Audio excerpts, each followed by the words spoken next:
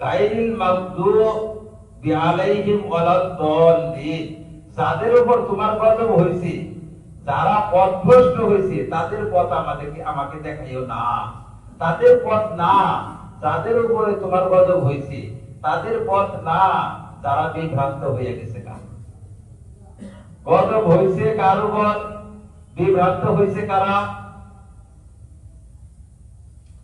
গজব হয়েছে এটা আল্লাহ রাসূল সাল্লাল্লাহু আলাইহি সাল্লামের যুগে আল্লাহ রাসূল তো উদাহরণ দিয়ে বুঝাইছিলেন যে মাগদুবি আলাইহিম হইছে ইহুদি, মাগদুবি আলাইহিম হইছে ইহুদি, আর দাল্লিন হইছে নাসারা বা খ্রিস্টান। এরা মাগদুব দলে, নাসারাদের পথ দেখাইও না আমাকে, আর ইহুদিদের পথ দেখাইও না। আসলে অর্থ কি? আসল অর্থ বুঝলে প্রত্যেক যুগে আপনি উদাহরণ নতুন নতুন দিতে পারবেন।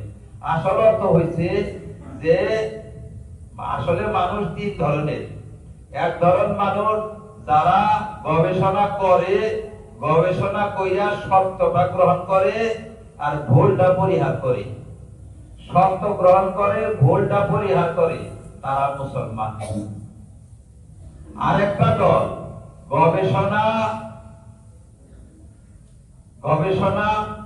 করে, করার পরে ভুলটাই আঁকড়ে ধরে, সত্যটা গ্রহণ করে না। তারা হইল মাগদুব, তারা গজবপ্রাপ্ত। আরেকটা হইল গবেষণারই গুরুত্ব দেয় না, চিন্তাই করে না, ভাবনাও করে না, তারা হইল নাসারা, দলিল। তারা যারা গোমরা হয়েছে, তার মানে সত্য মিথ্যা উদ্ঘাটন করার চেষ্টাই করে না, তারা হয়েছে দলিল। সত্য মিথ্যা উদ্ঘাটন করছে, বুঝছে, বুঝাও মানে না, অর্থাৎ নবী মুহাম্মদকে চিনাও যারা মানে না, তারা মাগদুবি আলাইহিম। আর তারা চিনবার চেষ্টাই করে না, তারা দলিল। ইহুদিরা আল্লাহর রাসূলকে এত স্পষ্ট চিনত, নিজের ছেলেকে যেরকম মানুষ চিনে, নিজের ছেলেকে চিনে না। ছেলে ৩-৪ দিন পরে যদি আহে, সন্দেহ থাকে যে এটা আমার ছেলে, কোনদিন সন্দেহ করে, কোনদিন সন্দেহ করে না, এটা আমার ছেলে, একদম স্পষ্ট চিনবার পারে ছেলেকে দেখলে। ছেলে দেখলে যেরকম মানুষ চিনে, তার চেয়েও বেশি আল্লাহ রাসূল মুহাম্মদ সাল্লাল্লাহু আলাইহি সাল্লামকে তারা চিনত, কিন্তু মানত না।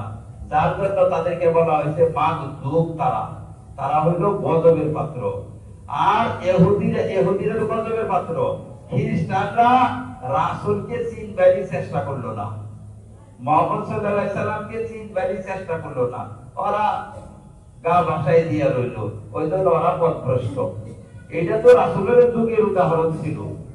এখনকার যুগে এই উদাহরণ এখনো থাকবে, কিন্তু এখন নতুন নতুন উদাহরণ বাইর হবে। এখন যারা রাসূলকে চিনাও যারা মানে না, তারা যে কোনো দলের হোক, রাসূলকে চিনাও যারা মানে না, তারাই মাগদুব।